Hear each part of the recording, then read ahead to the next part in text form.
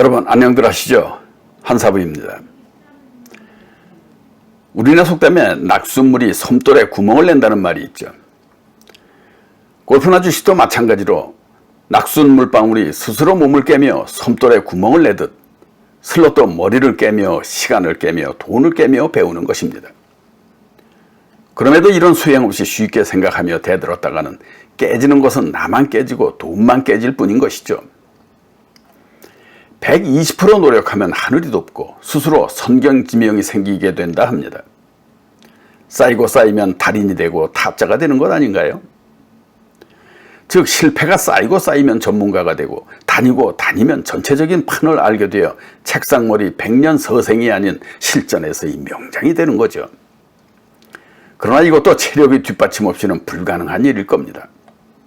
왜냐하면 체력이 딸리게 되면 실력이 딸리게 되고 실력이 딸리게 되면 꼼수를 부리게 되고 그 꼼수 3번이면 인생 종치게 되는 거니까요.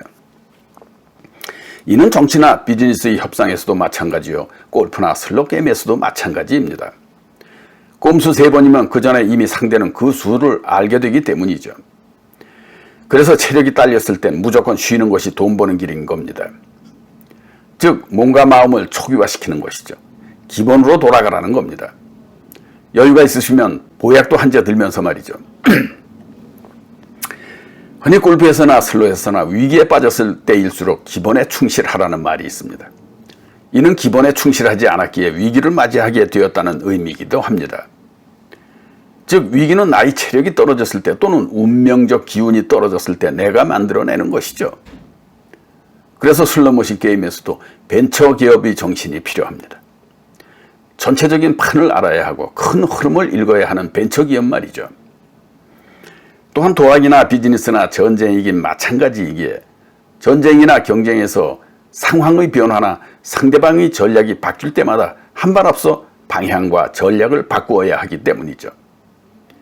물론 이 과정에서도 자칫 알거지가 되는 건 물론이고 목숨까지 잃게 됨도 각오해야 하는 것이고 말입니다. 어떻든 생돈 들여 베팅하는 기업이나 슬롯이나 처음부터 큰 베팅으로 출발하게 되면 비즈니스는 무거워져 쫓기게 되듯 게임도 쫓기게 되면 무거워지게 됩니다. 즉 하이 리스크 하이 리턴의 유혹에 빠져서는 안 된다는 것이죠. 무거운 몸을 이끌고 빨리 방향을 변경할 수 있나요? 그래서 가볍게 시작해야 하는 겁니다. 요즘 같은 스마트 시대에 작다는 것은 단점이 아니라 오히려 치고 빠질 수 있는 핵심적 성공 요인인 것은 기업뿐 아니라 슬롯에서도 마찬가지이기도 하니까요. 그래서 미추되 빠지지 말라고 말씀드립니다. 빠지면 시간 개념, 돈의 개념에서 헤어나지 못하는 중독이 되는 거니까요. 빠지는 거 별거 아닙니다. 무거워서 빠지는 겁니다. 베팅 금액이 무겁고 몸이 무겁고 욕심이 무겁고 시간이 무겁고 말이죠. 1시간이라고 10분간 쉬는 10분간 휴식이라는 것, 이거 그냥 복지 차원에서 생겨난 것이 아니라는 사실도 반드시 의미해 본다면 슬롯 게임에서도 한결 여유 있는 베팅으로 행운도 만들어낼 수 있게 될 겁니다. 그러나 여러분, 행운은 아주 오랜만에 한 번 찾아오는 손님으로서 자주 오는 친구가 아닙니다.